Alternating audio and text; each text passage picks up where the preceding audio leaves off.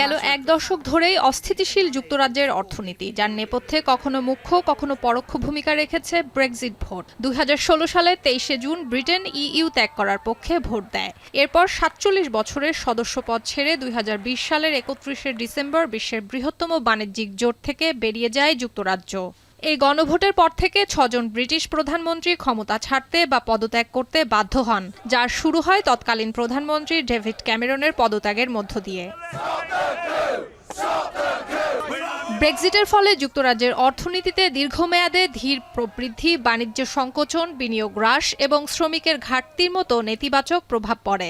Bank of England এবং Stanford বিশ্ববিদ্যালয়ের গবেষণায় দেখা যায়, ব্রেক্সিটের কারণে সামগ্রিক জিডিপি ৬ থেকে ৮% কমেছে, বিনিয়োগ হ্রাস পেয়েছে ১২ থেকে 18%। No, I think we could get closer to Europe, especially with the situation in the US, which is so unpredictable. So I think we should stick with our fellow Europeans. ব্রেক্সিটের পর দেশটির রাজনৈতিক অঙ্গনে বড় ধরনের পুনর্বিন্যাস শুরু হয়, যার ফলে সৃষ্ট নতুন রাজনৈতিক বাস্তবতার প্রভাব সামাল দিতে বিপাকে পড়ে দেশটির অন্যতম বড় দুই রাজনৈতিক দল, কনজারভেটিভ এবং লেবার পার্টি। একের পর এক নতুন নেতৃত্ব এসেও যার সমাধান মেলেনি। Nous sommes des pays frères. Plus il y a d'accords entre pays, mieux c'est.